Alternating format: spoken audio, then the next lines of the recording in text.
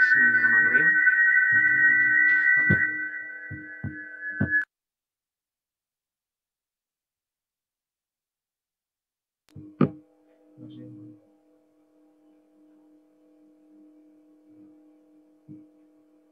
Teman-teman, suara saya terdengar atau tidak ya?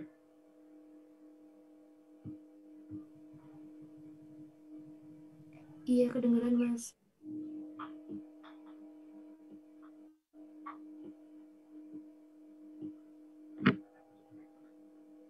Tes 1 2.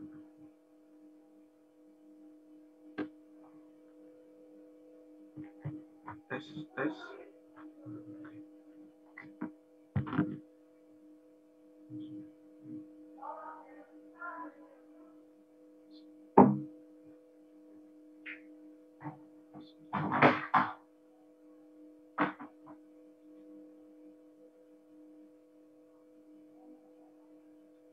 Ya. Bismillahirrahmanirrahim. Assalamualaikum warahmatullahi wabarakatuh.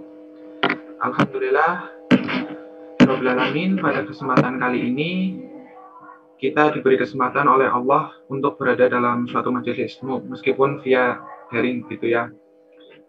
Di sini saya Agung Wahyu Nugroho selaku pembawa acara kegiatan hari ini ingin menyambut serta berterima kasih atas kehadiran rekan-rekan sekalian dalam pelatihan jurnalistik yang semoga diridhai Allah Subhanahu wa taala. Langsung saja ya, untuk mempersingkat waktu, mari kita buka kegiatan hari ini dengan basmalah bersama-sama. Bismillahirrahmanirrahim. Selanjutnya, bersama kita pada kesempatan kali ini telah hadir Ketua Umum UKM LDK Al-Kafi 2020-2021, Mas Ilyas Rosyid Firdausi. Kepada beliau, saya persilahkan untuk menyampaikan sambutan untuk mengawali kegiatan hari ini. Tafadhol.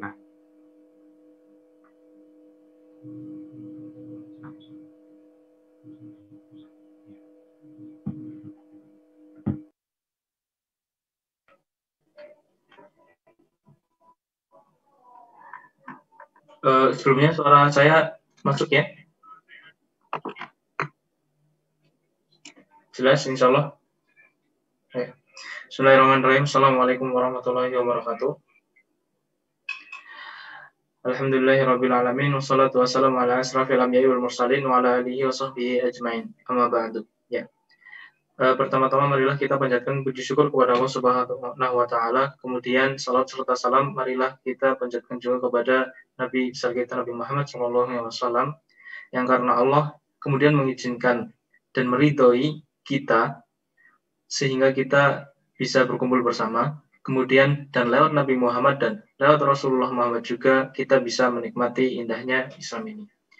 Ya, yang pertama saya mengucapkan terima kasih dan bersyukur, kemudian besar-besar harap juga. Yang pertama itu kepada pembina UKM LDK Al-Kafi selaku pembina, yaitu Ustadz Husain. Beliau juga sekretaris dari LPPI atau Lembaga Pengajian Islam di Universitas Muhammadiyah Purwokerto. Kemudian yang kedua yaitu saya berterima kasih juga kepada seluruh panitia, terutama kepada Kepala Departemen Medikom, Media dan Komunikasi dari UKM LDK Al-Kafi, kemudian juga kepada Ketua Panitia dan seluruh penyelenggara panitia yang sudah berkenan untuk mengadakan kegiatan pelatihan jurnalistik pada pagi hari ini. Ya.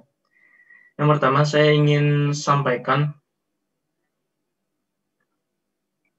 yaitu ketika kita menulis maka itu adalah buah dari pikiran. Lantas bagaimana cara kita mengisi pikiran, yaitu dengan membaca sebagaimana Allah menyuruh Nabi Muhammad membaca ketika wahyu itu diturunkan pertama kali, yaitu Iqra. Maka bacalah. Jadi kunci dari sebuah jurnalis atau menjadi jurnalis atau menjadi penulis yaitu dengan kita banyak membaca, yaitu entah membaca situasi, membaca kondisi, kemudian membaca buku seperti itu. Itu bisa menjadi sebuah alternatif atau acuan yang paling utama malah supaya kita mampu dan bisa mengeluarkan apa yang ide-ide kita punya. Nah, untuk memasukkan dan memberi isi, untuk memberi kualitas supaya di pikiran kita tuh ada isinya gitu. Ketika nanti kita menulis tuh bisa tertuangkan dengan apik dan elok susunan bahasa dan diksinya, maka kita juga harus rutin mengisi pikiran kita, rutin mengisi hati kita. Itu caranya dengan membaca. Dan salah satu membaca tadi itu ada yang namanya mungkin membaca buku, membaca situasi, membaca kondisi, membaca perkiraan masa depan. Tapi bukan berarti kita untuk menjadi seperti kayak paranormal gitu ya, bukan. Tapi kita itu harus visioner. Kita mempunyai rencana step-step untuk kedepannya. Nah, mungkin dari saya seperti itu saja. Jadi kunci dari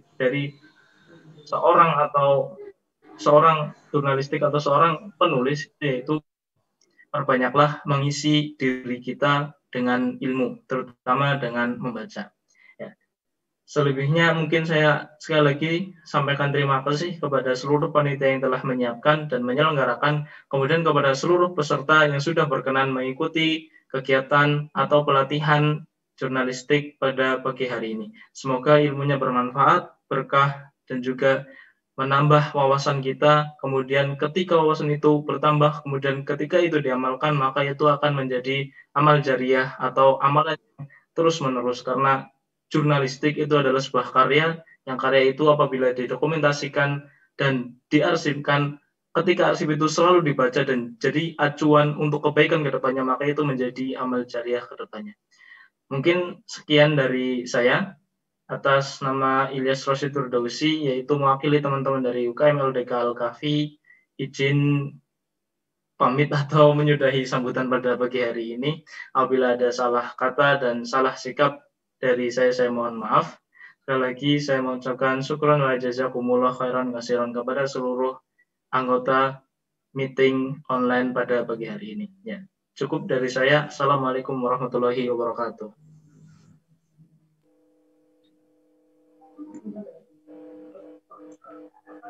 Masya Allah, terima kasih kepada Mas Ilyas Rosyid Firdausi yang telah menyampaikan sambutannya.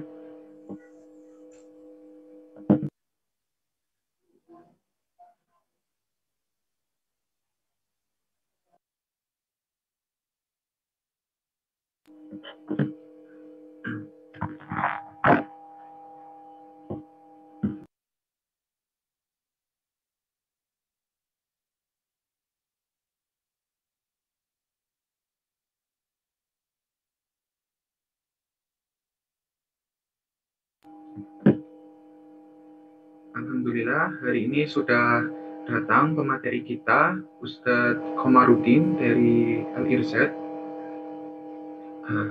Maka langsung saja saya berikan kepada moderator hari ini, yaitu dari Kepala Media Informasi dan Komunikasi LDK Al-Kafi,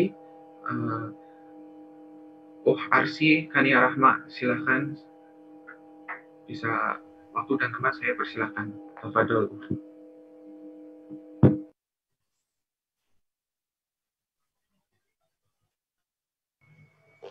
Oke, cek. Suara saya sudah masuk ya? Sudah, Bu.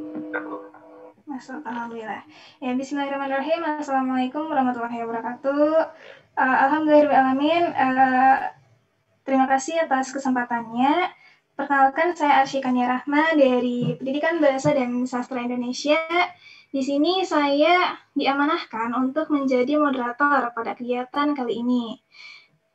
Sebelumnya, semoga kawan-kawan semua senantiasa dalam keadaan sehat walafiat. Terlebih dahulu ya, sebelum saya membacakan CV moderator, saya ingin menyapa pemateri kita yang luar biasa pada kesempatan kali ini. Pada Ustadz Komar. Assalamualaikum Ustadz. Waalaikumsalam warahmatullahi wabarakatuh. Ya, alhamdulillahirrahmanirrahim. Ustadz sehat? Alhamdulillah, bikhair. Alhamdulillah, bikhair. Suara saya kedengaran enak ya? Jelas Ustadz, alhamdulillah. Ya, terima kasih. Ya, langsung saja ya. Di sini saya bacakan CV beliau secara singkat. Ustadz Komarudin adalah seorang Kepala Bidang Humas dari Kantor LPP Al-Irsyad Al-Islamiyah Purwokerto. Insya Allah untuk kawan-kawan yang berdomisili di Purwokerto, Banyumas, dan sekitarnya pasti sudah tahu Al-Irsyad itu yang mana gitu ya di daerah Purwokerto. Gitu. Nah, beliau itu memiliki pengalaman organisasi dan pekerjaan yang Masya Allah sangat banyak ya, khususnya di bidang penulisan. Ada banyak sekali, mungkin di sini saya bacakan beberapa saja, di antaranya beliau pernah menjadi editor pracetak di Radar Banyumas, kemudian menjadi redaksi majalah Askia, Al-Irsyad Al-Islamiyah Purwokerto, pamred majalah Askia, editor utama, penerbit Al-Irsyad Al-Islamiyah Purwokerto, kemudian pernah juga menjadi konsultan lepas, promosi dan pemasaran sekolah Al-Irsyad Al-Islamiyah lintas cabang. Nah, langsung saja, tidak berlama-lama ya, agar waktu untuk beliau menyampaikan materi juga lebih banyak, dan nantinya juga insya Allah akan ada sesi tanya-jawab di belakang. Teman-teman untuk tanya-jawab bisa disampaikan melalui forum chat, atau nanti ketika sudah mulai sesi tanya-jawab, bisa raise hand, nanti akan dipersilakan untuk open mic dari panitia. Begitu. Langsung saja kepada operator boleh tolong langsung nanti ketika sudah diinstruksikan tolong langsung di share screen kepada Ustadz Komar, saya persilakan. Baik, Bismillahirrahmanirrahim. Assalamualaikum warahmatullahi wabarakatuh. Waalaikumsalam warahmatullahi wabarakatuh. Baik, Alhamdulillahirabbil alamin. Shallallahu wasallam ala nabiyina Muhammadin wa ala alihi washabihi ajma'in. Amma ba'du. Teman-teman semuanya, alhamdulillah kita syukur bisa berjumpa, dan terutama saya sendiri merasa sangat bahagia bisa bertemu dengan teman-teman para pejuang dakwah, dan teman-teman semua ini termasuk umat ya, atau segolongan umat yang insya Allah akan menyelamatkan dunia ini dan juga menyelamatkan agama. Baik teman-teman semuanya, saya megali teman-teman ya, teman-teman karena lebih enak kayaknya. Baik teman-teman semuanya. Oh iya, mohon maaf saya belum menyapa para pejabat LDK ya. Terima kasih tadi sudah disampaikan motivasi awal dari Kak Ilyas ya. Kak Ilyas apa Mas Ilyas ya. Sangat menarik bahwa beliau tadi menyampaikan modal utama untuk penulis sebagai penulis adalah membaca. Betul sekali. Sebanyak apapun yang kita tulis memang lebih baik kalau kita sudah mulainya dengan membaca referensi dulu, dan itu terutama termasuk sebagai etika sebagai seorang penulis. Dan terima kasih banyak kepada teman-teman panitia LDK Al-Fafi yang sudah mengundang saya. Saya tentunya bukan orang yang hebat ya, hanya kebetulan saja bersama teman-teman yang lain berdakwah, dan sekarang kita sama-sama bertemu untuk diskusi dan sharing untuk program-program dakwah di akhir zaman ini ya.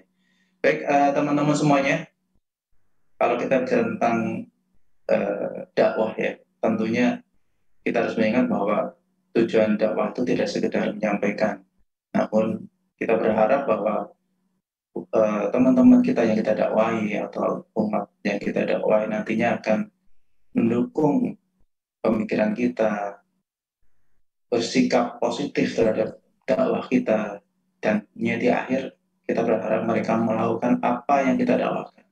Mereka beramal soleh seperti apa yang kita inginkan, sehingga tujuan dakwah kita tidak sekedar membuat naskah menyebarkan sudah itu aja, namun tidak ya. Tujuan kita adalah selain kita menulis, menyebarkan tulisan kita atau kita berdakwah, selanjutnya kita berharap teman-teman kita di sana, di luar sana yang membaca tulisan kita, kemudian mengikuti kita, mengikuti amal soleh yang kita inginkan, atau bahkan lebih banyak amal soleh yang mereka lakukan setelah membaca tulisan-tulisan kita. Dan kita boleh berharap bahwa apa yang kita tulis, apa yang kita dakwahkan nantinya akan menjadi saksi bagi kita di hari akhir, bahwa kita sudah berjuang di jalan Allah dan kita nanti akan mengharapkan pertolongan Allah di akhir-akhir. Baik teman-teman semuanya, saya sudah menyiapkan slide ini ya. Terima kasih teman-teman LTK sudah men-sharekan. Ini isinya nggak banyak, namun nanti kita akan perdalam saat diskusi ya. Baik, silakan di next saja teman-teman operator. Ya, secara umum kita berharap kita berada di antara golongan ini, golongan yang menyeru pada kebajikan. Dan insya Allah teman-teman semua yang ada di sini adalah teman-teman yang sudah menyiapkan tekad ya. Kita akan berjuang untuk menyeru pada kebaikan, menyuruh yang ma'ruf, dan mencegah yang munkar. Jadi memang tujuan kita nggak sekedar menyuruh ya, nggak sekedar menyampaikan, tapi kita juga akan mencoba mencegah teman-teman kita di luar sana agar jauh dari kemungkaran. Next saja, karena ini filosofi awal dan semuanya selalu sudah paham. Silakan. Dan termasuk yang menjadi filosofi dakwah adalah bahwa apa yang kita lakukan adalah yang terbaik insya Allah yang bisa kita lakukan di dunia ini. Jadi semua hal yang kita ucapkan di dunia ini, semua hal perilaku yang kita lakukan di dunia ini, yang terbaik diantaranya adalah mengajak kepada kebaikan.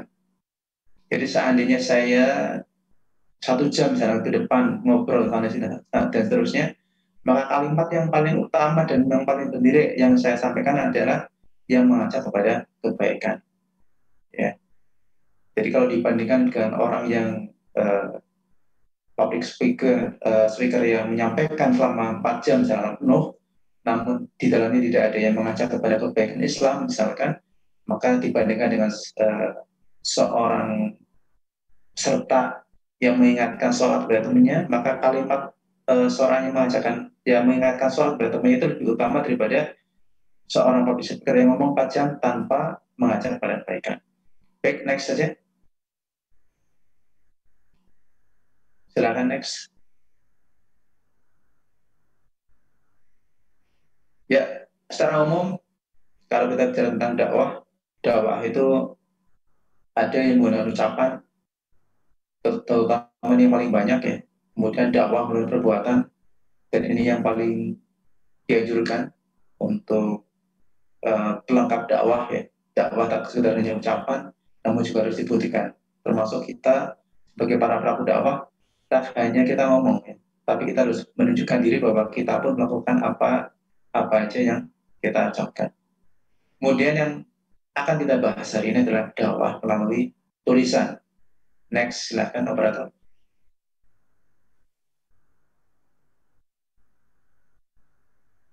Ya, secara umum gini, teman-teman semuanya. Jadi memang kalau kita bicara tentang menulis naskah dakwah atau menulis teks dakwah, secara umum orang menganggapnya hanya semacam ini.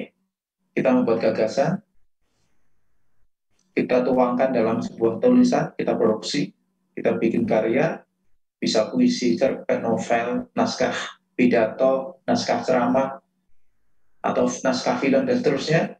Setelah itu kita buat produknya, kita share, setelah itu selesai. Semua orang menganggap seperti itu. Setelah kita buat gagasan, kita produksi ke dalam bentuk-bentuk yang lebih enak untuk dipublikasikan, kemudian kita share, kita bagikan kepada masyarakat. Setelah itu, kebanyakan teman-teman pendakwah kita adalah berhenti di sini. Mereka nggak berpikir, mereka kurang menekankan bagaimana umat merespon, bagaimana umat mendapatkan manfaat yang lebih dari sekedar informasi. Jadi kita sering mendengar teman-teman kita yang berdakwah, mereka mengatakan yang penting sudah menulis, yang penting sudah menyampaikan. Soal hidayah itu terserah Allah. Betul, hidayah itu milik Allah. Namun tidak ada upaya agar kita bisa memberi manfaat yang lebih jauh. Ya.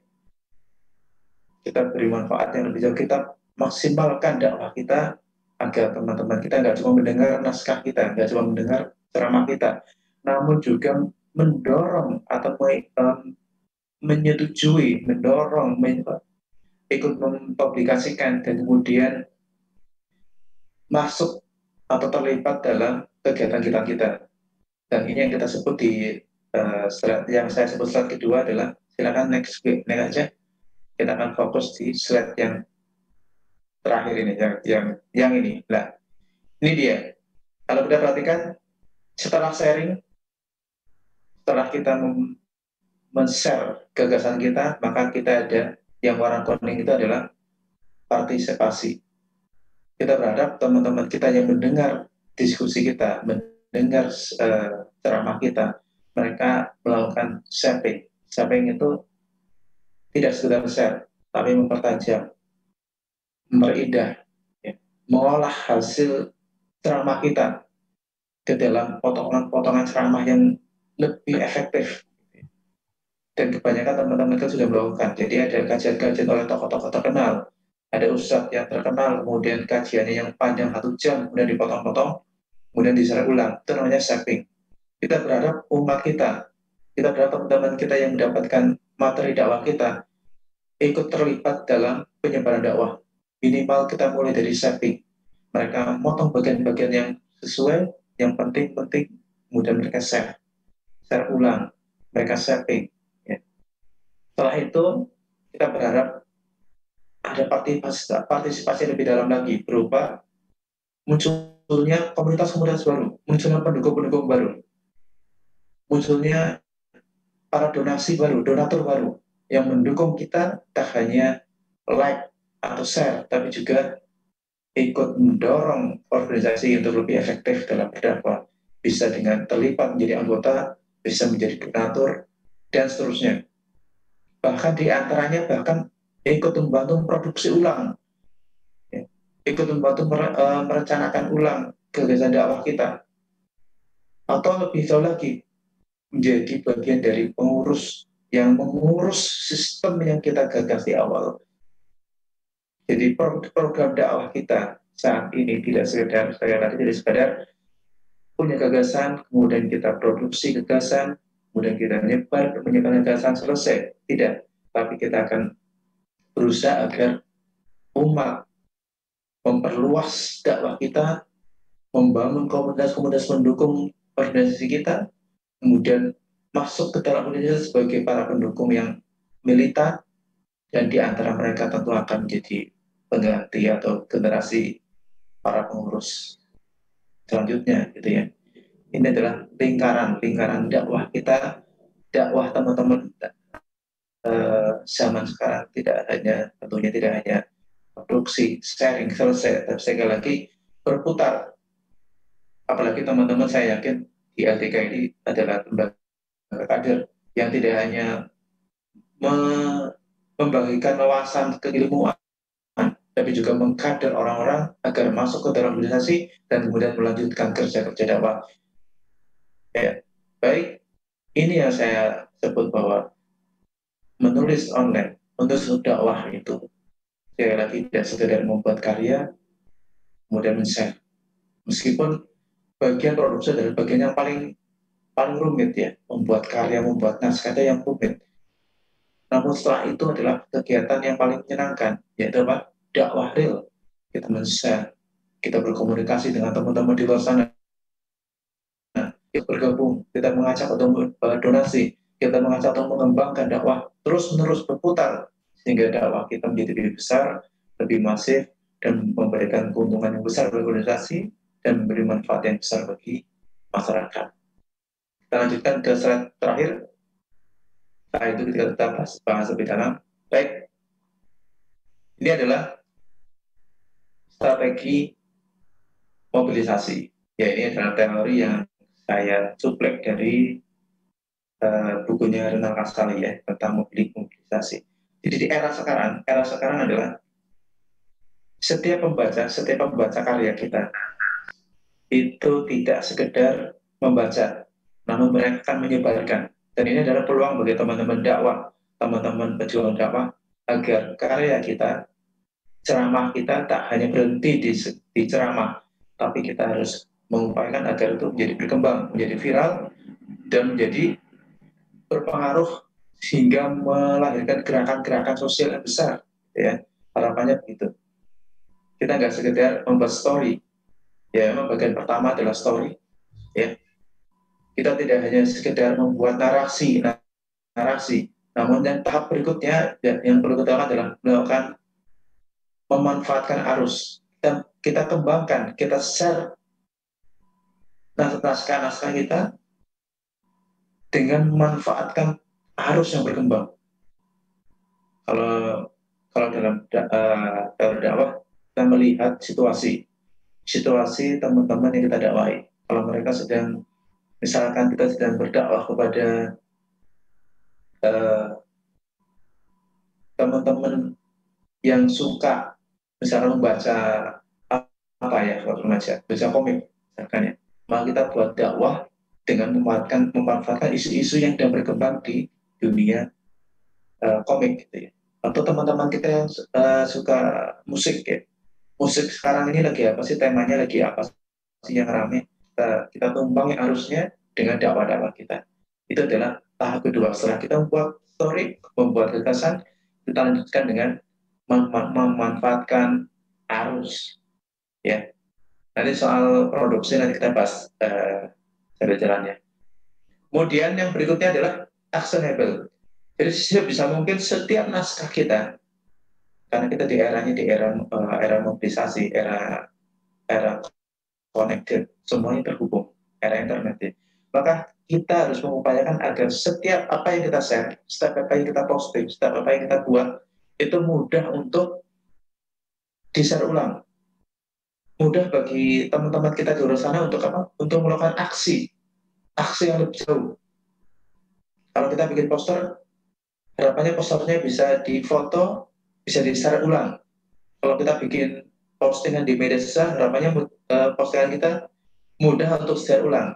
Jadi kita bisa bikin poster kecil, misalnya flyer, misalkan, atau filler, atau apa aja namanya di medsos, misalkan di Facebook atau di IG, maka upayakan agar postingan kita itu mudah di-share ulang. Mudah di-share ulang dan mudah ditambahin, mudah di-sharing. Itu adalah strategi yang ketiga. Ya. Setelah kita membuat narasi yang bagus, kemudian kita tumpangin arus, kemudian kita buat adalah postingan kita mudah untuk di-share ulang oleh teman-teman kita di luar sana. Sehingga apa yang kita lakukan lebih cepat tersebar, lebih cepat viral. Dan yang berikutnya tentu kita harus memikirkan bahwa apa yang kita lakukan adalah relevan bagi umat kita, relevan bagi pangsa pasar pembaca kita. Kalau kita berdakwah pada remaja usia SMA, tentu berbeda kontennya dengan teman-teman yang sudah kuliah. Demikian juga dengan teman-teman yang sudah bekerja, teman-teman yang ada di kota, teman-teman yang ada di desa, teman-teman yang ekonomi menengah ke atas, ekonomi menengah bawah, semuanya punya karakteristik.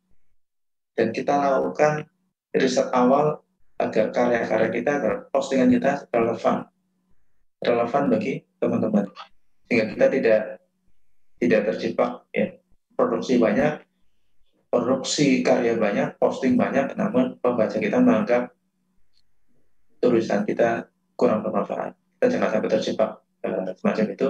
Kita berusaha agar membaca potensi pasar, membaca pembaca kita, kira-kira apa aja yang relevan bagi mereka. Ya, relevan bagi mereka dan relevan untuk bagi kita. Jadi kita buat produk yang sesuai narasi kita, namun kita kemas agar relevan bagi teman-teman sana. Ya, kita mencontoh dakwah Rasul ya. Dakwah Rasul saat berdakwah pada umatnya, pada seorang atau kelompok orang, Rasulullah akan menyampaikan yang sesuai dengan porsinya. Jadi nasihat kepada sahabat ini berbeda dengan nasihat kepada sahabat yang lain. Karena sahabat Rasulullah paham bahwa sahabat ini perlu dinasihati, mempunyai kelemahan di sini yang perlu didakwai, hal-hal yang berbeda dengan sahabat yang lain. Demikian juga kita, saat kita berdakwah pada teman-teman yang remaja SMA, remaja mahasiswa, remaja atau pemuda yang sudah bekerja, maka kita sesuaikan agar relevan. Dan terakhir itu adalah emosional. Maksudnya apa? Semua karya kita harus kita buat dramatis. Ya, semua orang suka drama. Semua orang suka sesuatu yang emosional. Ya. Sehingga karya-karya kita, postingan kita sebisa mungkin tambahkan sentuhan emosional agar teks yang kita share, ceramah yang kita share itu nggak cuma enak didengar, tapi juga masuk ke hati.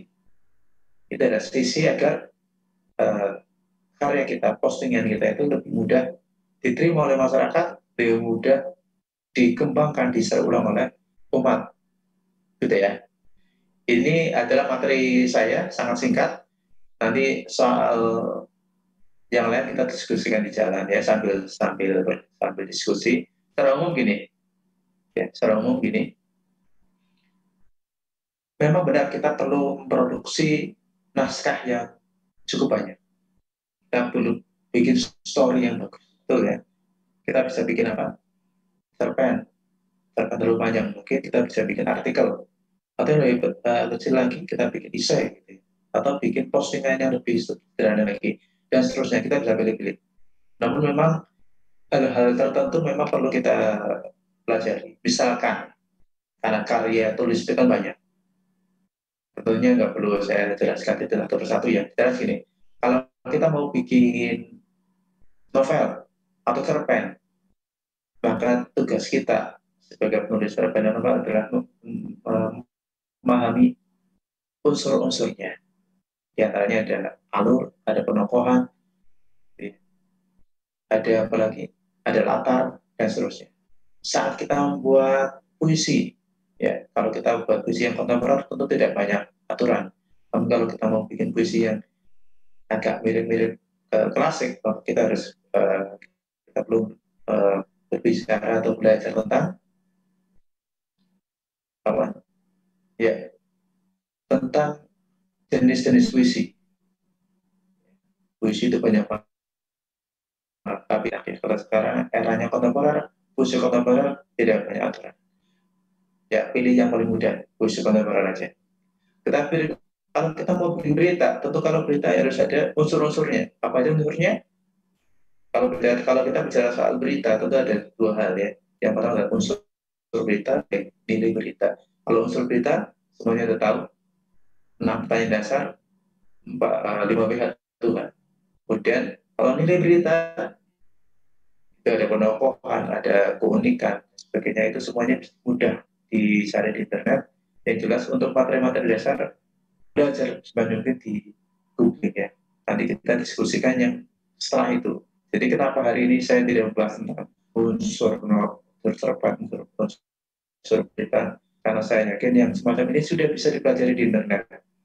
Namun yang jarang dipelajari adalah produk kita, karya kita, bagaimana caranya. Dan ini yang saya sebut sebagai terakhir adalah sebagai mobilisasi. Viral itu karena dimobilisasi oleh teman-teman optimasi website. Mereka biasa bilang setiap postingan harus dioptimasi, harus ada tindakan lebih lanjut agar dia viral. Kalau di teman-teman pemasaran bilangnya begini, setiap share atau postingan yang dibuat harus dimobilisasi yang besar. Dan setiap dakwah kita setelah dibuat, tak hanya di-share, dan buat sistemnya, dibuat sebuah gerakan agar apa yang kita posting tidak hanya sekedar menghiasi postingan kita, menghiasi wall kita, tapi gerakan. Dan gerakan itu yang penting, membuat actionable, membuat postingan yang actionable, dan membuat orang masuk ke dalam gerakan yang kita buat. Baik, ini materinya. Nanti kita diskusi ya, Kak Arsi ya, atau Mbak Arsi ya, kita diskusikan lebih dalam, lebih detail mungkin. Baik, dan saya cukup saya untuk sesi awal. Silakan saya kembalikan ke silakan.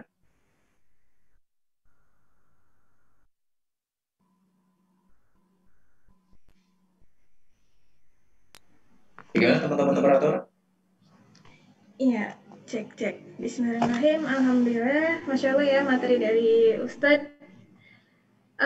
Mudah-mudahan menjadi bekal gitu ya bagi kami, khususnya para aktivis di lembaga dakwah ataupun bagi kawan-kawan sekalian yang mungkin tidak mengikuti atau mungkin berada di lembaga lain. gitu. Ada beberapa poin yang menjadi catatan untuk saya, yaitu bagian terakhir tadi terkait mobilisasi, bahwasanya kita jangan hanya menulis naskah saja, atau jangan sekadar melakukan sesuatu, menyampaikan sesuatu itu tidak sekadar naskah saja, tapi juga kita membuat sebuah story. Kita bisa memanfaatkan arus atau gagasan yang kita buat itu harus bisa relevan dan dapat diimplementasikan oleh masyarakat lainnya. Entah diimplementasikan oleh mereka sendiri maupun mungkin bisa mereka share, mereka bisa olah kembali apa-apa yang telah kita bagikan. Seperti itu ya Ustaz. Mungkin saya coba persilakan saja kepada para partisipan terlebih dahulu. Barangkali ada yang ingin bertanya secara langsung, silakan bisa untuk raise hand, lalu menyalakan mic-nya. Baik, silakan kepada peserta.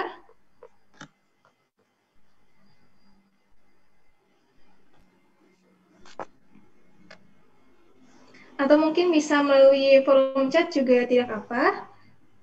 Ini sudah ada salah satu pertanyaan yang masuk kepada saya.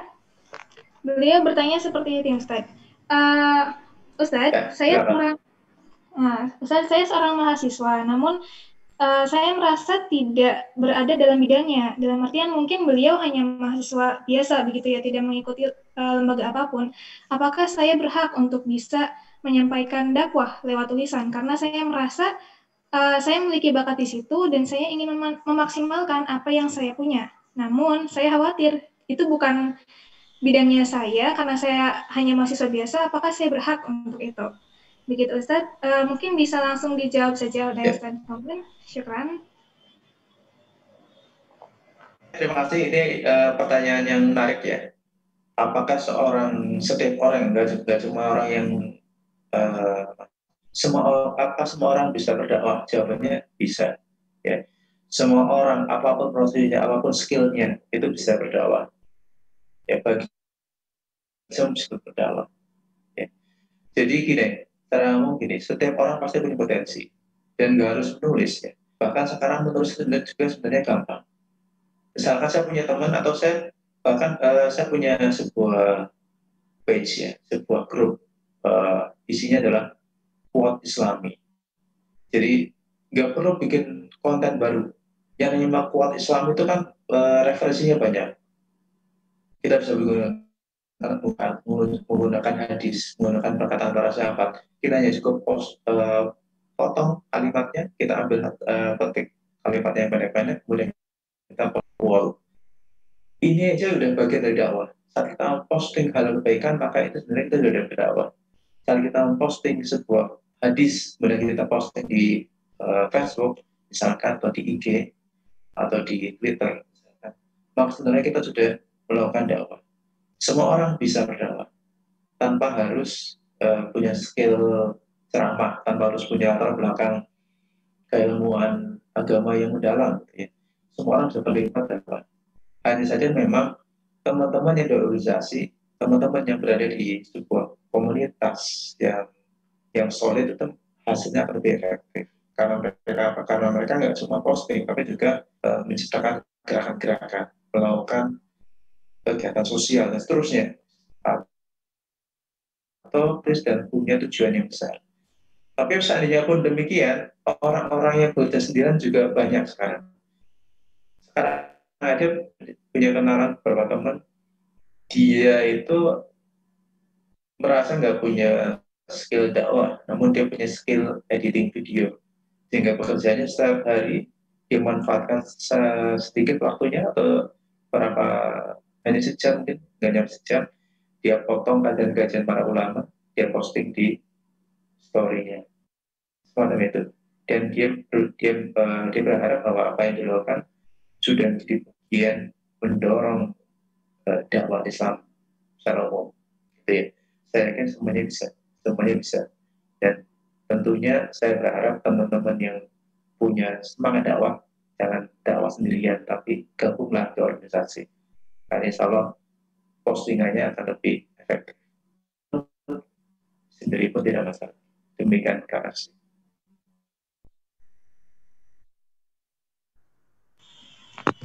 Ya, Masya Allah. Alhamdulillah, syukran atas jawabannya Ustadz. Betul sekali seperti yang tadi Ustadz sampaikan gitu ya. Pada poin terakhir khususnya, saya juga sering mendengar perkataan ini bahwa untuk dakwah itu jangan sendirian. Dakwah itu bareng-bareng. Jadi bersama kawan-kawan yang lain atau mungkin bisa bersama lembaga-lembaga tertentu. Gitu. Uh, Barangkali ada pertanyaan langsung, silahkan. Boleh untuk raise hand. Ayo saya beri kesempatan Masuk. sebelum... Oh ya, ada ya. Agung ya? Masya Allah. Saya Kepada Agung. Kepada Ustadz Komarudin, tadi kan sudah dijelaskan ya per slide-nya. Nah, yang saya ingin tanyakan itu, adakah batasan apa aja dalam dakwah lewat media tulisan? Seperti itu. Ya. Terima kasih. Batasan apa ya? Baik, secara umum saya tidak melihat ada batasan yang istimewa ya. Meskipun memang ada kesepakatan umum agar dakwah kita terima, maka dapat menggunakan cara yang baik. Ya. Mungkin batasannya itu. Jadi kita menghindari dakwah yang kontraproduktif. Ya. Mungkin teman-teman kita di sana ada yang dakwah dengan gayanya masing-masing. Ya. Asalkan kita tepat menyampaikannya. Al-Kahfi ini komunitasnya bangsa pasarnya mahasiswa ya. Maka mungkin bahasanya lebih cocok dengan bahasa yang ilmiah, bahasa yang banyak bercanda ya. Mungkin kalau banyak bercanda mungkin mahasiswa teman-teman yang membaca kurang asik ya ini kok bercanda terus gitu. Sehingga mungkin akan kehilangan pasar. Namun kalau candaan-candaan bisa kepada teman-teman yang misalkan masyarakat ekonomi bawah ya, mereka lebih senang hal-hal yang semacam itu, maka menjadi pas. Jadi batasannya lebih banyak ke cara menyajikan saja. Ya. Yang terjadi di masyarakat yang menyebabkan antar pendakwah itu saling serang itu biasanya karena cara menyajikan. Bisa jadi menyajikan kita dunia terkoneksi ya. Tentu kita menghindari postingan kita yang menyinggung kerja dakwah organisasi lain. Ya, kita menghindari itu karena kita sama-sama berdakwah, kita hindari agar dakwah kita tidak menyinggung perasaan teman-teman di luar sana, termasuk jangan sampai kontraproduktif dengan tujuan dakwah kita. Batasan sebenarnya nggak secara eksplisit kita nggak bisa melihat ya. Namun kalau kita mau buat tulisan, kita menghindari plagiarisme.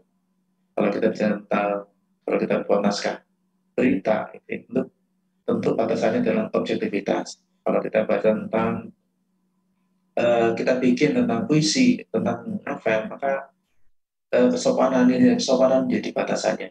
Saya rasa demikian. Jadi kalau batasan secara khusus, ya saya belum melihat ada batasan yang jelas ya. Namun kalau kita bicara tentang karya, ya tentu masing-masing ada batasannya. Tapi nggak terlalu harus pikirkan ya, karena setiap kali kita bikin, kalau kita terlalu panjang pada batasan, memang jadi takut untuk menulis ya. Insya Allah kita akan kali kita berkembang ketika kita menulis, kali kita share, maka kita akan bisa melihat sendiri karya mana yang disukai, karya mana yang mendapatkan respon yang sedikit, dan karya mana yang mendapatkan respon yang banyak. Tergantung dakwah kita dan pilihan pangsa pasar kita. Saya kira gitu Kak ini sampai ini ya. Kan bukan Kak Agung ya. Kak Agung, Mas Agung. Ada apa kurang jawabannya? Silakan.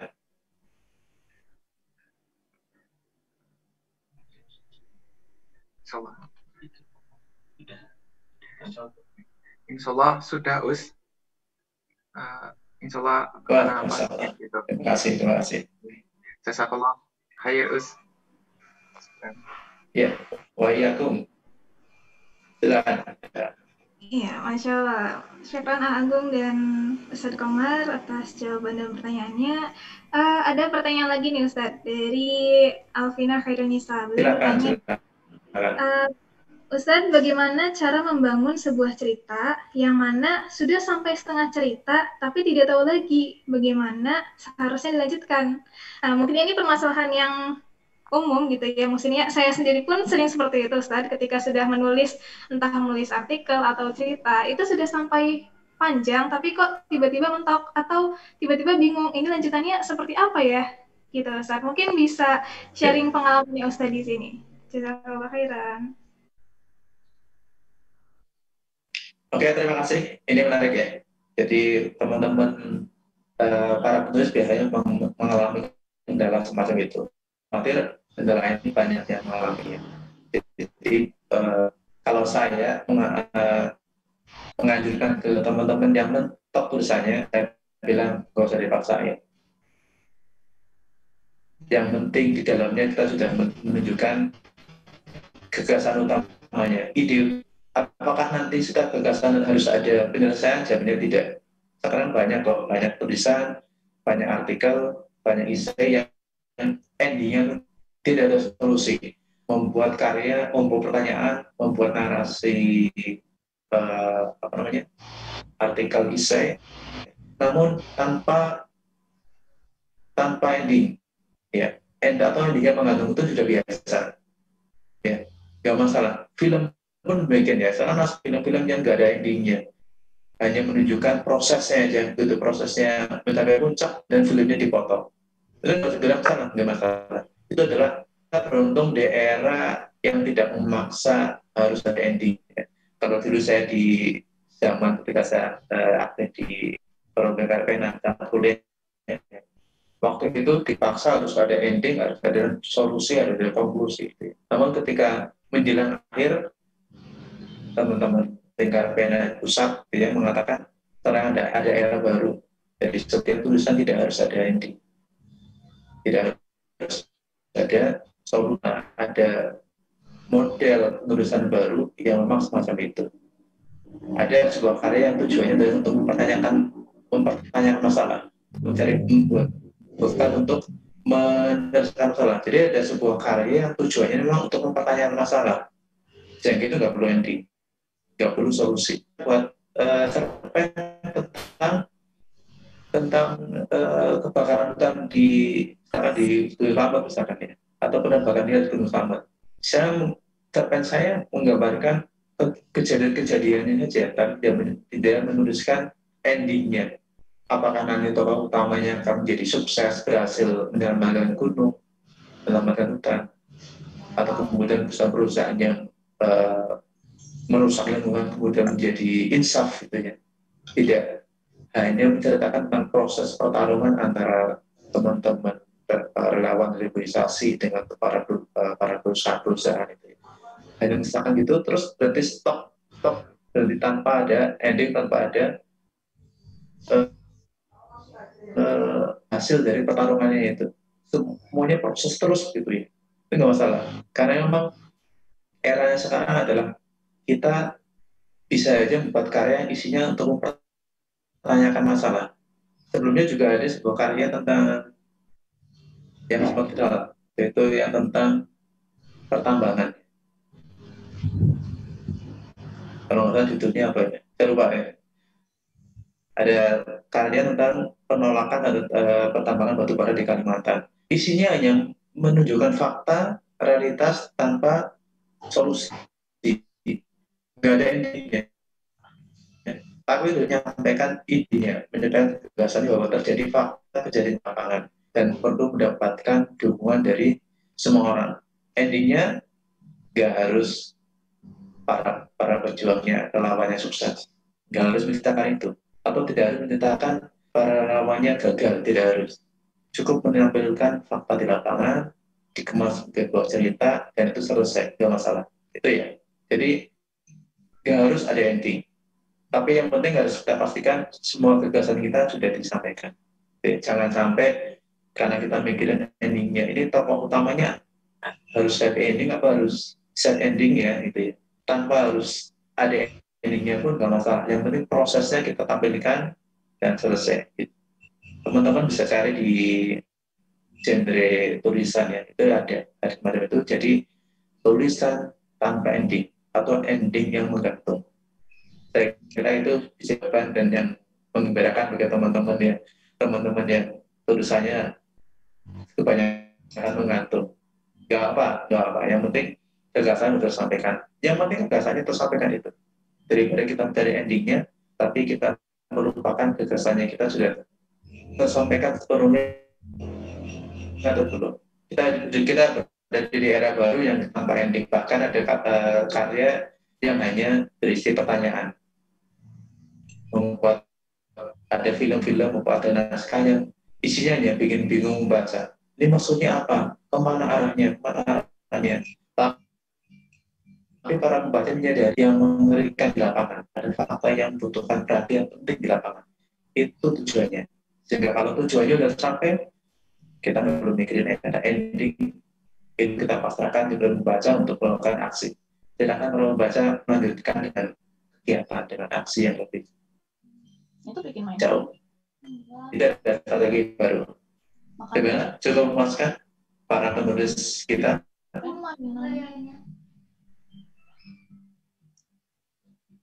Silakan saya kembalikan ke Mbak Arsi. Iya, Masya Allah, Syukran Ustaz. Nampaknya banyak yang antusias ya. Ini sudah ada 4 pertanyaan yang masuk kepada chat pribadi Ana. Juga di forum chat, Masya Allah sudah ada 2 pertanyaan. Saya bacakan dari forum chat terlebih dahulu ya. Di sini ada pertanyaan dari Berusfik yang mungkin berkaitan dengan pertanyaannya Mbak Anissa Siklina ya. Jadi, Ustadz ingin bertanya, bagaimana tips agar kita tertarik atau suka dan senang untuk menulis karya, baik itu berita, cerpen, dan lain-lain. Adapun pertanyaan ini berkaitan dengan Mbak Anissa gitu ya. Beliau bertanya, bagaimana caranya agar memunculkan motivasi atau ketertarikan untuk menulis di bidang dakwah gitu Ustadz. Karena beliau merasa ingin masa mudanya itu bermanfaat, mungkin bisa melalui dakwah ini. Gitu, Ustaz. Jazakallah khairan, silakan bisa dijawab. Oke, terkait motivasi ya, motivasi menulis. Baik teman-teman semuanya, Bapak, seringkali yang namanya motivasi itu naik turun, ya, kadang naik, kadang tinggi, kadang turun. Tapi kita punya cara ya, kita punya yang penting kita punya strategi. Saat kita lagi naik, kita produksi banyak-banyak, tapi kita tahan, tidak semuanya kita bagikan. Sehingga pada saat motivasi menulis kita turun, kita tinggal nge-share aja. Atau ya, kita bahkan bisa lebih mudah. Kalau di Facebook, misalkan ya. Saat kita motivasi lagi bagus, motivasi nulis lagi bagus, tulis bikin banyak-banyaknya, kemudian kita scheduling. Ini tayang hari ini, kemudian yang berikutnya tayang besok, terus ya kita bikin 30 tulisan, kita bikin, kita schedule, sehingga besok atau lusa saat kita motivasi turun, saat kita lagi tidak konsisten, yang namanya remaja kadang labil ya, konsistennya susah, itu dakwah kita tetap jalan. Kalau kita menggunakan sistem, menggunakan Facebook, menggunakan IG, kita bikin. Maka saat motivasi turun, kita tetap bisa dakwah. Kemudian saat kita naik lagi, kita produksi lagi. Namun kalau kita terus-menerus punya motivasi terus-menerus naik, jawabannya sederhana. Cari teman, jangan sendirian. Saat kita bersama teman, kita minta tolong temannya, kita bisa bilang temannya, tolong dong, kalau saya lagi motivasi turun, dicolek dong, biar kembali saya lagi nggak punya ide untuk menulis, ajakin menulis dong, ajakin proyek menulis apa gitu. Sehingga teman-teman kita yang motivasinya naik kadang-kadang turun, bisa naik karena berada di lingkungan yang memotivasi. Ya, kalau strategi banyak ya, ada banyak. Maksudnya gini, motivasi diri itu bisa dari dalam, bisa dari luar. Dan saya lebih cenderung motivasi dari luar. Ya, saat kita turun motivasinya, kita teman-teman kita, saya yakin teman-teman Al-Kahfi sangat untuk saling motivasi ya. Kalau iya, berarti Anda sudah berada di komunitas yang pas. Dari saat antum di antara kita ada yang kehilangan semangat, maka temannya akan membantu. Minimal akan mengajak untuk terlibat di proyek-proyek sosial, proyek dakwah yang lain. Sekali nggak mood, tapi kita tetap berdakwah. Meskipun kita lagi malas ngapa-ngapain, nggak sempat, nggak punya ide nulis, kita bisa bantu mendengarkan gagasan, kita bisa bantu apa yang lain. Sehingga otomatis lambat laun motivasi kita akan terpancing gitu ya. Mungkin apa lagi tadi ya, saya agak lupa, saya coba tadi. Rambutmu berantakan. Kemudian ini Halo? Ya. untuk menimbulkan atau meningkatkan ketertarikan terhadap bidang tersebut. Iya, betul. Jadi itu nggak sakit. Untuk tertarik menulis, halo. Jadi kalau kita ingin tertarik ke kita, kalau saya sih dulu, kalau saya di pas awal-awal, kalau saya di awal-awal ikut komunitas, saya memang sengaja ikut komunitas karena agar terpancing untuk membuat nulis. Kemudian yang kedua, agar saya punya tantangan atau punya tugas baru, gabung ke kelompok penulis, maka ada target nih dari kelompok penulisnya akan buat target setiap orang harus bikin karya setiap 2 hari sekali. Maka meskipun kita nggak mood, maka kita akan dipaksa untuk buat karya. Kalau kita nggak ikut organisasi, maka kita buat sendiri. Kita buat tulisan di kamar misalkan. Setiap hari Senin Kamis harus bikin karya, misalkan begitu ya. Setiap Senin Kamis saat kita lagi puasa, kita harus membuat cerpen baru, misalkan gitu. Paksa diri kita. Kalau kita memang bekerja sendiri, nah kita harus maksa diri. Tapi kalau kita ingin lebih mudah, kita buat kelompok kecil lah, misalkan beberapa orang, kita gantian dong bikin karya. Senin saya bikin karya, Selasa yang lain, dan terus-menerus. Sehingga pada saat kita sedang tidak bikin karya, kita akan berpikir, oh 2 hari lagi saya harus bikin cerpen, oh 3 hari lagi saya harus bikin artikel. Kita akan termotivasi karena schedule yang dipaksakan kepada kita. Awalnya terpaksa nggak apa-apa, dan lebih baik memang memaksakan diri di awal. Ya. Meskipun basicnya bukan menulis, kalau kalian sering menulis, memaksakan diri menulis, insya Allah akan mudah menulis. Dan tentu jangan lupa, setiap tulisan itu adalah buah pikiran, dan artinya setiap buah pikiran itu hasil dari kerja berpikir, hasil dari kerja belajar. Jadi upayakan terus-menerus, kita belajar terus-menerus agar kita bisa menulis, itu pentingnya. Dan cara agar mudah menulis, maka yang kita tulis adalah sesuatu yang paling dekat dengan skill kita, paling dekat dengan pengetahuan kita. Kalau saya misalkan kuliah di teknik misalkan, maka tulisan kita adalah tentang teknik, maka akan mudah mengalir. Misalkan saya adalah anak hukum misalkan, maka tulisan yang kita buat adalah sesuatu yang berhubungan hukum. Jangan memaksakan diri orang teknik misalkan menuliskan yang tidak dipahami. Itu pantangan. Jadi sedapat mungkin saat kita tulis apa yang kita pahami. Dan kalau kita ingin menulis sesuatu yang tidak kita pahami, kita belajar dulu. Jadi sampaikan banyak membaca, ya kita baca dulu. Ini sih. Semakin banyak baca, insya Allah semakin banyak referensi, semakin mudah menulis. Semakin banyak kita melihat situasi, membaca situasi, sama banyak referensi. Ya. Sekali lagi, tipsnya kalau dari saya, kalau ingin menulis gampang, maka tulis sesuatu yang berhubungan dengan skill kita atau pengetahuan kita. Kalau kita ingin menulis yang lain, kita belajar dulu. Saya ada tugas nih dari saya, teman-teman udah biasa dipaksa bikin artikel oleh dosen ya. Bikin artikel tentang tema ini, maka teman-teman akan lari ke perpustakaan, belajar banyak, kemudian bikin artikel. Sama seperti itu. Saat kita ingin menulis sesuatu yang tidak kita kuasai, kita lari ke perpustakaan, kita baca dulu. Kita baca buku dulu, setelah itu kita tulis. Itu kalau kita mau menulis sesuatu yang tidak kita pahami. Dan mungkin ini yang jadi paling berat. Kita ingin menulis tentang tema A, tapi kita nggak paham. Jadi kita menulis tentang B, tema B kita nggak paham. Itu adalah tantangan bagi penulis. Tapi kalau ingin cari yang paling gampang, yang paling mudah, tulis apa yang sudah kita pahami. Anak sosial, tulis tentang teori-teori sosial. Anak hukum, tulis tentang hal-hal yang berkaitan dengan teori hukum. Anak sains, tulis yang berhubungan dengan sains. Terus kayak gitu. Insya Allah setiap tulisan bermanfaat. Bisa diisi dengan dakwah. Teman-teman saya tulis tentang pertumbuhan tanaman, misalkan pertumbuhan biji, bisa ya tambah dengan hadis, tambah dengan ayat. Maka teksnya itu tidak hanya berfungsi untuk membuka wawasan ke yang lain, tapi juga untuk berdakwah. Dan seterusnya, saya rasa gitu. Yang pertama tadi adalah kita paksakan diri untuk mencari referensi. Kita paksakan diri untuk memproduksi. Yang terakhir, kalau kita sudah mentok nggak punya bahan dan sebagainya, ingat bahwa diri kita adalah bahan yang paling sempurna untuk diceritakan. Antum masing-masing punya bahan yang sempurna berupa apa? Pengalaman hidup, wawasan hidup. Itu yang paling mudah dituliskan.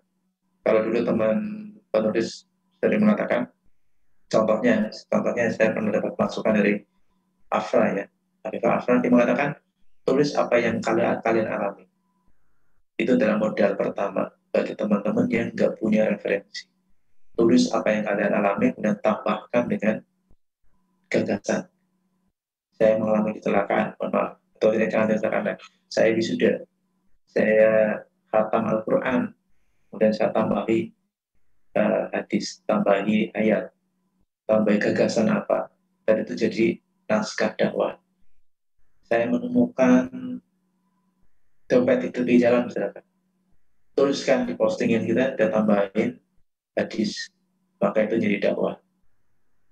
Tuliskan pengalaman kita, kemudian isi dengan gagasan baru atau isi dengan nilai dakwah. Itu sudah cukup untuk memulai. Tapi kalau ingin lebih banyak, ya baca referensi, gabung komunitas, gabung organisasi, dan biarkan diri kita ngikutin target-target yang diminta pada kita. Nanti kita akan terbiasa untuk menulis sesuai target, sesuai misi. Begitu ya. Silakan. Kalau ada yang kurang, kita diskusikan lagi. Oke, jazakallah khairan Ustaz atas jawabannya.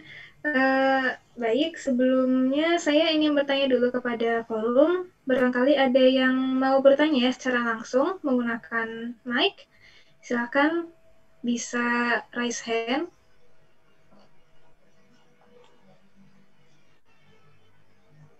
Baik, kalau belum ada, saya langsung masuk ke pertanyaan yang di kolom chat saja ya. Saya simpulkan saja dengan pertanyaan yang masuk ke pesan pribadi saya, yaitu berkaitan dengan implementasi dari apa yang kita tulis, Ustaz. Jadi, ada banyak keraguan untuk memulai sesuatu, entah menulis suatu gagasan atau fokusnya pada media dakwah gitu ya. Yang bertanya ini khawatir dan ragu-ragu untuk melakukannya karena apakah yang saya tulis itu bisa sungguh diimplementasikan oleh diri saya? Nah, Ustadz, apakah ada saran untuk mengatasinya? Begitu. Silakan, Ustadz. Ya, baik teman-teman, saat kita menulis sebagai diri sendiri, maka usahakan tulisan kita tidak menyalahi apa yang kita lakukan, sehingga kita tidak dikenai sebagai termasuk orang-orang yang dimurkai oleh Allah ya, mengatakan apa yang tidak dilakukan.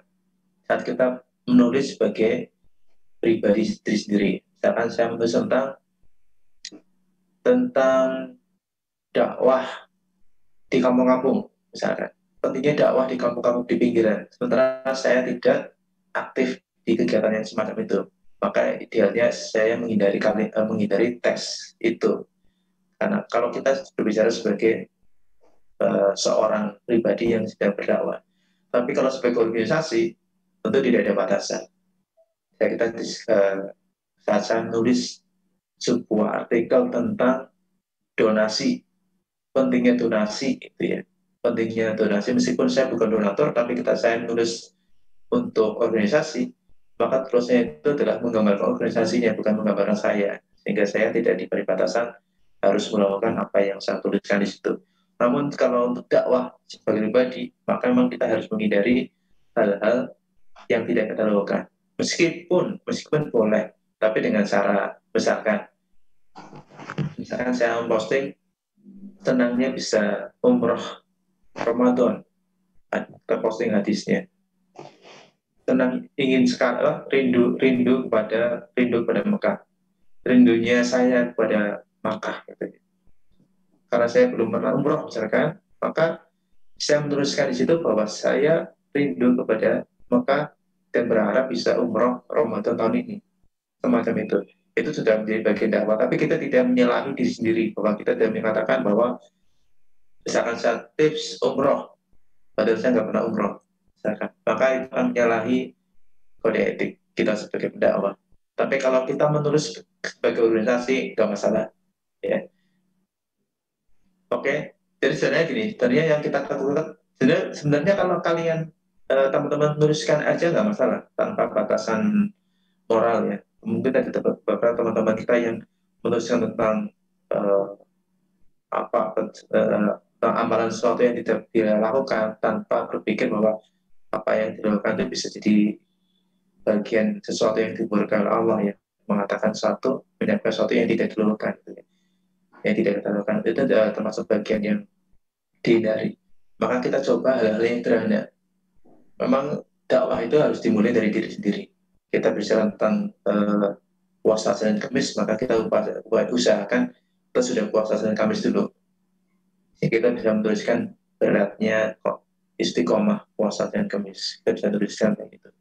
Atau kita nikmatnya sholat tahajud, ya mungkin karena itu sulit ya, mendapatkan nikmat tahajud itu sesuatu yang sulit daripada kita dianggap tidak tidak tidak menampilkan nikmat tahajud misalkan ya, itu kan hal yang sulit didapatkan oleh muslim. Saya pun kesulitan misalkan, maka saya akan menghindari kalimat itu. Saya menghindari mimpi nikmatnya tahajud. Maka ini menggambarkan bahwa saya pun ingin mendapatkan nikmat tahajud. Maka Tuhan tidak menyalahi saya. Tapi kalau saya menuliskan nikmatnya tahajud misalkan, maka saya harus bertarung dengan diri saya, apakah benar-benar saya sudah pernah merasakan nikmat tahajud. Secara umum begitu, kalau ingin berdakwah tanpa dibatasi hal-hal seperti itu, maka dakwahlah sebagai lembaga dakwah, sebagai grup dakwah, maka tidak ada kekhawatiran. Atau kalau teman-teman tetap kepingin mendakwahkan, misalkan kepingin menyampaikan semua isi kitab, misalkan kita memilih kitab apa yang paling banyak dibaca, kita misalnya kitab Sahih Muslim, kita ingin meng-share semua isinya, maka kita nge-share isinya aja, kita tidak menceritakan bahwa kita sudah melakukan. Atau kalau mau aman, kita bikin page, antum bikin page di Facebook misalkan, jangan kasih nama Anda, bikin grupnya, bikin nama dakwah, misalkan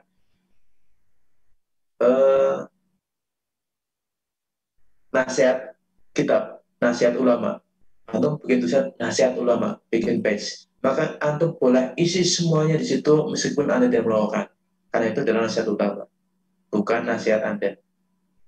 Beda ya, beda dengan kalau kita membuat postingan di wall sendiri pribadi, kemudian kita posting tentang ajakan untuk sholat tahajud, misalkan sementara kita sholat tahajud, maka kita hindari. Tapi kalau kita bersama-sama kita bikin page, atau kita pun bikin di wall sendiri, tapi kita mengatakan yuk tahajud, semoga kita mendapatkan pahala yang besar dari Allah, maka teksnya itu tidak akan jadi masalah. Secara umum ini kalau ingin aman ya kita bermain di kata-kata. Yang penting jangan menunjukkan bahwa kalau kita memang belum pernah melakukan, maka tunjukkan bahwa kita pun sedang proses untuk melakukan. Jangan sampai kita mengatakan bahwa kita melakukan suatu amal, tapi sebenarnya kita mengajak suatu amal, tapi kita tidak melakukan. Kita hindari. Kalau kita ingin tetap menyampaikan amalan itu meskipun kita tidak melakukannya, maka kita tunjukkan bahwa yuk kita ajak sama-sama mengamalkan. Itu aman. Saya mengajak teman-teman naik haji tahun ini, misalkan. Yuk kita naik haji tahun ini, ada banyak fadilahnya kayak ini, ada banyak manfaatnya ini, ada banyak pahalanya ini. Yuk ke tahun ini kita berusaha untuk naik haji bareng-bareng. Kalimat ini aman. Tapi kalau tanpa ditambahi dengan kalimat yang menunjukkan bahwa kita pun belum melakukan atau kita pun sedang berusaha melakukan, maka kita hindari. Yang kita hindari tentu bukan cemoohan publik ya, tapi kita hindari adalah murkanya Allah Subhanahu wa Ta'ala. Kita mengatakan seolah-olah kita melakukan sesuatu padahal kita tidak.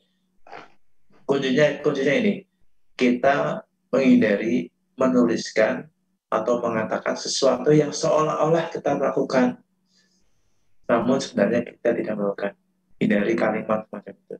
Kalau kita ingin mengajak umat untuk melakukan amal yang kita pun belum yakin kita berhasil, kalimatnya kita mainkan agar tidak menjebak diri kita, gitu ya. Tapi kalau mau aman, tulis sebagai bagian dari grup dakwah. Saya yakin kalau teman-teman Al-Kahfi meramaikan wallnya Al-Kahfi dengan banyak-banyak tulisan tentang amal-amal soleh, itu nggak akan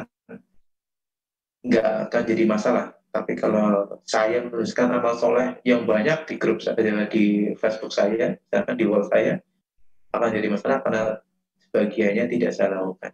Demikian ya. Jadi kalau mau aman, gabung di page atau di grup, ya semacam itulah. Meskipun kalau kita menghindari ya, seperti dari teman Kak Agung ya, mengatakan batasan, kalau kita nggak peduli dengan batasan, kita bisa mengatakan apapun. Apapun kita sampaikan tanpa kita peduli apakah kita melakukan. Jadi postingan kita bisa jadi tetap efektif. Namun kita menjaga agar tidak terjebak di fitnah yang besar, ya, di dosa ya, paling begitu. Jadi saran saya memang teman-teman amalkan dulu, kemudian baru ajak orang untuk beramal. Kalau teman-teman belum sempat beramal, baru punya idenya, maka dakwahnya lewat forum yang lebih besar, lewat organisasi. Itu ya. Mungkin kalau saya mengajak teman-teman untuk jadi orang tua asuh anak-anak yatim, idealnya kalau saya posting sebagai pribadi, maka saya harus jadi orang tua asuh dulu, sehingga saya bisa menyampaikan dengan leluasa. Prinsip awal tadi, menyampaikan menuliskan apa yang dialami, apa yang dilakukan. Itu adalah hal yang paling mudah untuk dilakukan, hal yang paling mudah untuk didakwahkan. Kalau kita belum pernah melakukannya, memang hindari dulu. Rasulullah pun melakukan dulu sebelum mengajarkan. Rasulullah amalkan dulu amal-amalnya sebelum mengajarkan. Rasulullah mewajibkan semua anggota keluarganya untuk sholat tahajud. Padahal itu sunnah. Namun Rasulullah mewajibkan kenapa? Karena dirinya dan keluarganya adalah suri tauladnya. Dia wajibkan keluarganya untuk beramal sholat setiap hari. Khalifah Abu Bakar dan Umar pun mengatakan keluarganya harus yang paling pertama beramal sholat. Dan yang paling pertama mendukung program-program yang dikeluarkan oleh Umar. Dan kita pun sama, kita amalkan dulu. Tapi kalau kita khawatir, maka dakwahnya lewat Al-Kahfi aja. Buat postingan flyer apa, minta Al-Kahfi yang share, yang ada di sendiri. Punya karya tulis, punya puisi, punya poster-poster yang tentang amal-amal soleh, bikin aja nggak apa. Nanti yang nge-share biar Al-Kahfi atau biar kreasi yang lain. Teman-teman yang sedang desain grafis, bikin postingan yang banyak tentang amal-amal soleh nggak apa. Tapi kalau khawatir besar sendiri kemudian menjadi fitnah, ada dosa di sana karena kita belum mengamalkan, kirimnya ke organisasi, kirim ke Al-Kahfi atau ke UKM lain atau ke lembaga lain yang lembaga dakwah lain. Titip nasihat, begitu ya. Silakan. Baik, alhamdulillah. Jazakallah khairan Ustaz atas pesannya, juga atas jawabannya. Masya Allah, itu menjadi pengingat tersendiri untuk Ana maupun kawan-kawan yang lain. Baik, mungkin saya langsung aja bertanya lagi kepada forum. Apakah ada yang mau bertanya secara langsung? Ana izin bertanya, boleh Warsi? Indonesia, ya. Tafadhol, silakan bisa langsung menyampaikan.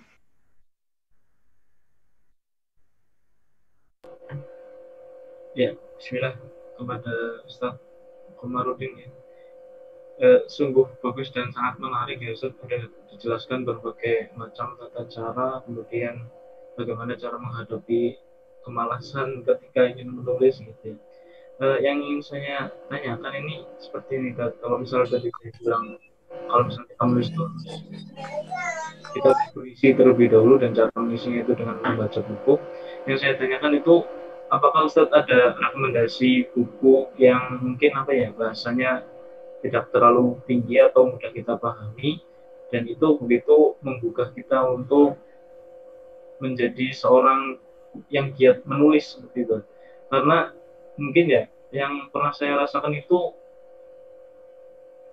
yang lebih mudah dan yang paling gampang kita tulis itu apa yang di sekitar kita. Misal contoh mungkin banyak ya perempuan-perempuan yang nulis diary gitu ya tadi, itu kan nggak apa-apa ya tadi ya, diawali sebagai apa ya karya kita kecil-kecilan gitulah, walaupun itu hanya curahan hati tapi itu kan menimbulkan atau menghasilkan sebuah tulisan seperti itu walaupun mungkin kecil tapi itu bisa menjadi sebagai permulaan juga. Jadi yang saya tanyakan mungkin itu buku yang mungkin kita mudah pahami dan itu menggugah semangat kita untuk menulis, itu yang pertama buku. Kemudian dua, mungkin ada ya tadi channel-channel video YouTube apa yang mungkin kita bisa tonton dan kita lihat yang mungkin kita tahu juga yang nantinya bisa menggugah selera atau apa ya giroh kita untuk menulis seperti itu.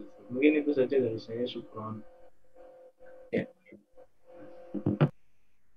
Baik, soal referensi sebenarnya tidak ada batasan khusus ya. Tapi kalau kita mau mencari referensi, maka kita cari teman-teman kita yang memang penulis yang juga sekaligus pendakwah.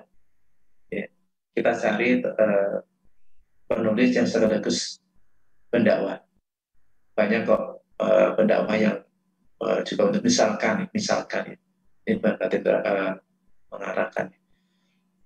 Misalkan untuk teman-teman yang putri mungkin biasa membaca buku-bukunya Asma Nadia, maka itu beberapa bukunya cukup menarik.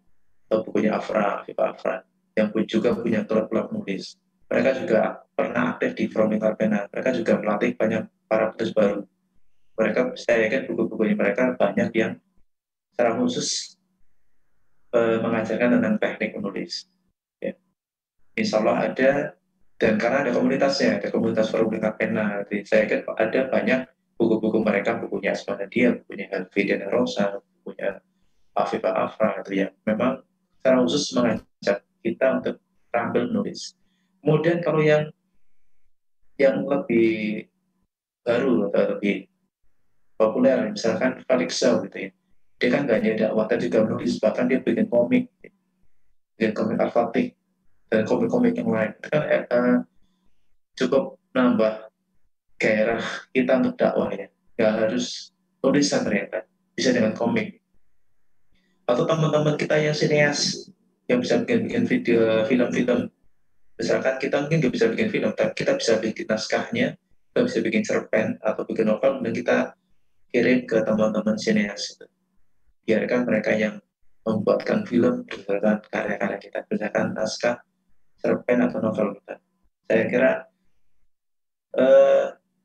ya secara umum referensi kita sebenarnya tidak banyak, tapi secara khusus kita harus berpikir bahwa contoh atau model yang kita ikuti adalah mereka yang pendakwah sekaligus penulis.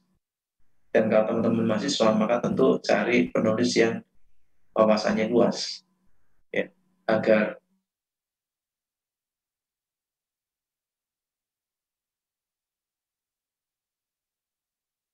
bukan berarti mengarahkan ke satu orang, misalkan ke Felix Shaw gitu ya.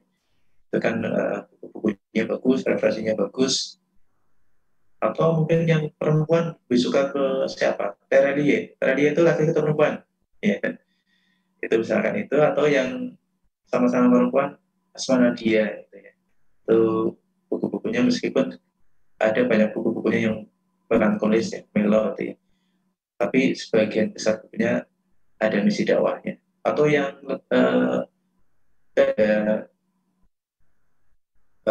siapa namanya? Putranya Amin Rais, perempuan, nah itu juga penulis, itu juga bagus. Tulisannya silakan jadi referensi. Saya rasa yang penting dari kita adalah kalau mencari referensi maka cari penulis yang selalu pendakwah, karena kita adalah para pejuang dakwah. Demikian Kak Agung ya.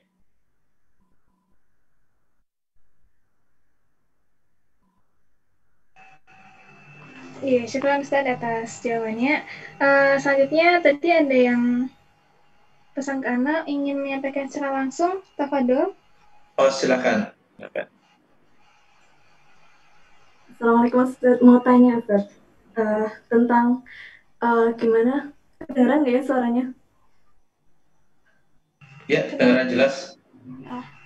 Bagaimana caranya itu bisa konsisten menulis? Misal karena belajar desain terus gitu ya, buat gimana caranya tersampaikan dengan baik desainnya. Tapi sayangnya itu tulisannya. Bentar. Jadi tulisannya itu jadinya gimana ya? Karena saking pendeknya itu kan kurang lengkap. Lah terus karena fokus belajar dasar akhirnya kurang banyak membaca gitu loh Ustaz. Untuk platform apa? Terus untuk platform yang sering diminati, yang paling biar tahu itu gimana? Gitu Ustaz. Bisa dipahami nggak ya? Insya Allah, saya coba ya. Ya. Ya, terima kasih Mbak Catur ya tadi ya. Baik, untuk konsisten memang itu tantangan, sekali lagi tantangan dari di awal. Agar kita konsisten tentu lebih baik kita bersama teman-teman yang lain. Sehingga saat kita lagi nggak konsisten, teman kita yang sedang moodnya bagus akan mengajak kita agar kembali konsisten. Ya, kalau soal teks atau konten ya, soal konten itu nggak ada batasan harus panjang atau pendek ya. Karena konten itu pendek pun tidak masalah. Misalkan kontennya berupa gambar apa, tulisan kontennya kita bikin teman-teman grafis ya, bikin tulisan Sallu ala Muhammad gitu ya. Hanya kalimat pendek itu sudah termasuk bagian dari dakwah kita. Dakwah agar kita mengajak agar kita mencintai Rasulullah. Gitu. Insya Allah orang yang membaca salawat itu ya, baca teksnya itu kan berpahala, dan yang membuat kontennya akan mendapatkan pahala juga. Dan semakin banyak tulisan yang sederhana itu ya, tulisan Sallu ala Muhammad gitu ya, atau Allahumma sholli ala Muhammad dibuat di posting di wall kita, semakin banyak yang membaca akan semakin banyak pahala yang mengalir ke penulisnya. Ya, ini nggak harus panjang. Yang namanya konten dakwah itu nggak harus panjang. Yang penting adalah kita kalau kita berbicara tentang strategi dakwah, maka kita perlu riset. Riset itu juga nggak harus rumit. Kalau kita menggunakan Facebook, di Facebook ada fasilitas risetnya, audien, ada riset audien di Facebook. Di Instagram juga ada fasilitas risetnya. Kita melihat pangsa pasar kita yang kayak apa, karakternya kayak apa. Kalau kita kalau di Facebook misalkan kita melakukan riset, ada di Facebook ada menunya riset itu. Kalau kita menyasar usia 8 usia 11 sampai 17 misalkan, maka di sana akan muncul minat yang paling banyak, sesuatu yang paling banyak diminati oleh usia tersebut, sehingga kita bikin kontennya bisa kita sesuaikan. Gagasannya kita tetap sama, tapi tampilan konten kemasannya kita sesuaikan dengan karakteristik baca. Yang penting kalau kita bersama teman-teman dakwah itu kita lakukan riset dulu. Risetnya itu gampang dan fasilitasnya juga mudah. Facebook ada fasilitas risetnya, IG juga ada fasilitas risetnya, Twitter juga insya Allah ada, gitu ya. Mungkin teman-teman bisa buat forum khusus tentang pelatihan riset melalui riset pasar, riset market melalui media sosial. Itu ada strateginya. Kemudian apa tadi ya? Sebentar. Apa tadi ya, Kak Mbak Catur ya? Terakhir apa ya? Cara tahu minat orang tuh di Instagram, Facebook, atau buku mungkin. Ya. Platform apa yang paling cocok gitu ya? Ya. Misalkan nih. Kalau kita lihat di riset yang paling mudah tentu teman-teman buka ada, kalau misalkan buka postingan, misalkan buka posting di Facebook nih, siapa yang suka bikin pertanyaan, siapa yang suka film apa, maka kita akan lihat respon dari teman-teman kita. Atau kalau kita responnya nggak banyak, ya kita buat riset film, kita cari gampangnya, kita search aja di Facebook tema tertentu, maka akan muncul tema-tema atau teks-teks penjelasan di sana.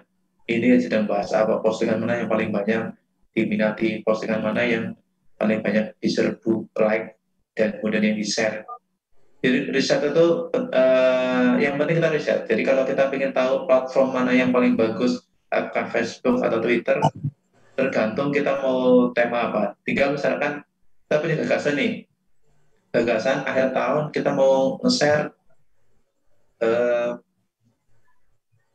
tentang jangan rayakan tahun baru misalkan. Kita coba tuliskan pesta tahun baru di Facebook. Grup mana sih yang paling banyak bahas, orang-orang kayak apa aja sih. Nah setelah itu kita tahu bahwa pangsa pasar yang paling cocok untuk didakwahi soal larangan tahun baru adalah orang-orang yang muncul di pencarian kita tadi. Itu ya, riset aja. Kita lakukan riset kecil-kecilan, maka kita akan melihat karakter-karakternya. Kalau mau lebih lanjut, buka di Facebook, di Facebook Business terutama, dan ada fitur risetnya. Ya, audience insight. Jadi gitu di Facebook, misalkan facebook.com/audience insight, itu akan muncul halaman riset, gitu ya. Jadi kalau ingin lihat pangsa pasarnya, tentukan dulu teman-teman mau pangsa pasar mana, remaja, mahasiswa, atau orang tua, ibu-ibu, bapak, gitu ya. Setelah itu baru pelajari karakternya. Saya yakin masing-masing punya karakter berbeda. Ibu-ibu pun kalau yang menengah ke atas tentu berbeda karakternya. Menengah bawah berbeda lagi karakternya. Ya kalau mau ke remaja yang menengah ke atas dengan menengah bawah juga, sekolah menengah atas dengan sekolah menengah pertama itu juga beda karakternya. Jadi kalau kita berpikir platform mana yang paling bagus, apakah Facebook atau Instagram misalkan, atau Twitter, ya kita riset dulu. Kita menyasar dulu pangsa pasar apa, kemudian kita riset. Anak-anak remaja kita paling banyak di Facebook atau di Twitter.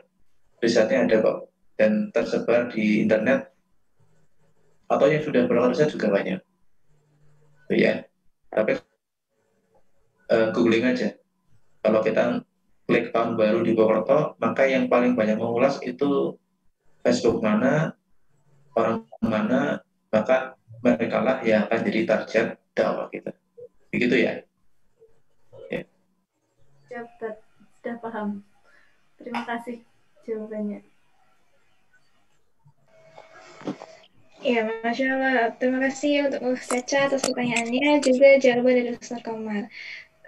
Karena sudah hampir mendekati penghujung acara, mungkin kita cukupkan saja ya Ustaz untuk sesi tanya jawabnya. Semoga lain waktu akan ada waktu yang lebih luang lagi, dan harapannya di masa depan akan ada pelatihan secara langsung gitu ya, tidak lewat daring seperti ini, sehingga bisa lebih efektif. Mungkin di sini saya persilakan kepada Ustaz Komar untuk menyampaikan closing statement untuk sesi pematerian pada kesempatan kali ini. Tafadhol Ustaz. Baik teman-teman semuanya, para pejuang dakwah yang semoga senantiasa dirahmati oleh Allah Subhanahu wa taala. Yang penting di diri kita adalah senantiasa berusaha untuk menyampaikan semua apa yang kita pelajari. Saat kita belajar tentang amal tentu, maka kita ajak orang lain untuk beramal. Agar apa? Agar pahalanya nggak cuma dapat dari amalan kita saja, tapi juga saat orang mengamalkan apa yang kita sampaikan, maka kita mendapatkan pahala tambahan. Dan kita jadikan ini motivasi bahwa setiap yang kita lakukan, setiap yang kita dakwahkan, maka akan menjadi amal jariah yang besar bagi kita. Jadi amalan sholat kita nggak banyak, besar. Tapi kalau kita mengajak orang lain sholat, di antara mereka yang sholat ada yang khusyuk, lebih khusyuk dari kita, kita dapat pahalanya. Barangkali kita puasanya kurang bagus, tapi kalau kita mengajak teman-teman kita yang lain berpuasa, di antara mereka dia puasanya sangat bagus, nah kita dapat pahalanya. Barangkali kita nggak bisa beramal, tapi kita bisa membantu sedekah berupa misalkan sajadah pada teman kita yang ahli sholat, yang bagus sholatnya, sehingga setiap kali sajadahnya dipakai maka kita dapat pahalanya. Barangkali kita punya bisa beli 10 tasbih misalkan, kemudian kita bagikan ke teman-teman kita yang rajin berzikir, maka kita dapat pahala tambahan dari zikir mereka. Yang penting dari kita adalah berusaha agar kita memaksimalkan dakwah, dan kita boleh kok berharap pada Allah agar kita dapat pahala jariah dari setiap amal-amal dakwah kita. Secara demikian, semangat untuk selalu berdakwah. Jangan lupa pahala dari Allah itu sangat besar untuk teman-teman kita, untuk kita yang rajin berdakwah. Dan itu jadi motivasi kita, meskipun mungkin dakwah kita ditolak, meskipun dakwah kita mungkin efeknya besar, nggak ada gerakan yang berkembang setelah kita dakwah, nggak usah khawatir, karena secara prinsip kita sudah mendapatkan janji. Insya Allah kita mendapat janji dari Allah, selama kita menolong Allah, maka Allah akan menolong kita. Pertolongan di dunia atau di akhirat kita pasrahkan pada Allah SWT. Dan semoga antum semuanya termasuk para pejuang yang pahalanya besar di Allah, dan dimudahkan jalan dakwahnya, dan semoga kerja dakwah antum semuanya gak cuma hari ini, tapi juga terus-menerus sampai akhir hayat, dan kerja dakwah kalian akan diikuti oleh banyak orang, banyak gerakan-gerakan yang dapat diinisiasi oleh kalian. Dan hari ini mungkin kita merasa kita bukan siapa-siapa, nah mungkin di sisi Allah kelak kita adalah termasuk orang yang akan dibanggakan oleh Allah SWT di depan para malaikatnya. Demikian dari saya, semangat berjuang, semoga sukses dunia dan akhirat. Terima kasih. Alhamdulillahirrahmanirrahim. Akhirnya kita sampai pada penghujung acara ya. Terima kasih sekali lagi kepada Ustadz Komar atas materi yang sangat luar biasa, Masya Allah. Insya Allah semoga bisa kita implementasikan ya, dan insya Allah sangat bermanfaat. Begitu. Setelah ini saya akan serahkan atau kembalikan acara kepada MC, begitu ya. Akhir kata dari saya, mohon maaf bila ada kesalahan selama saya buat acara. Untuk kawan-kawan semua, jangan lupa untuk mengisi presensi yang sudah saya kirimkan di forum chat. Silakan ya untuk seluruh peserta, karena itu yang nantinya akan menjadi syarat bagi sertifikat pada pelatihan kali ini. Begitu. Terima kasih dari saya, sekian. Silakan kepada pembawa acara bisa melanjutkan acara. Assalamualaikum warahmatullahi wabarakatuh. Waalaikumsalam warahmatullahi wabarakatuh. Syukran jazakumullah khair kepada Arsi dan Ustadz Komarudin. Berkenaan dengan itu, tadi Ustadz Husain tidak bisa memberikan sambutan karena ada kegiatan yang bersamaan. Tuh. Sedikit informasi kepada teman-teman semua, sertifikat nanti akan dibagikan H-1 atau H-2 setelah pelatihan jurnalistik hari ini. Kita sudah sampai kepada akhir acara pelatihan jurnalistik hari ini. Selanjutnya adalah penutupan. Marilah kita bersama-sama membaca hamdalah bersama. Alhamdulillah. Syukran jazakumullah khair kepada semuanya. Tafadhol bisa meninggalkan Zoom meeting. Terima kasih. Screenshot dulu.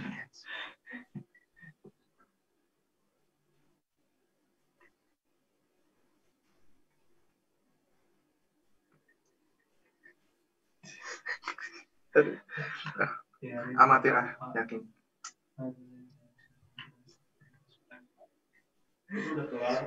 Dah. Itu yang pembuatan Langsung apa tadi? presenternya tadi yang awal. Kepo real. Masya Allah. Suaranya seksi banget. Ih, ngawur buntuk matiin loh. Oh iya. Lupa yang ini. Bisa, Astagfirullahaladzim. biasa.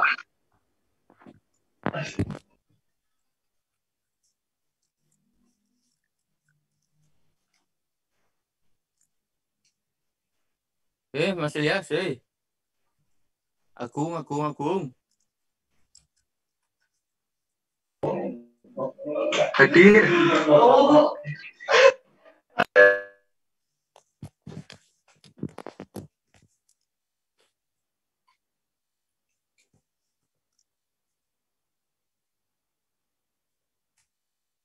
Medeni teman ya, Niko.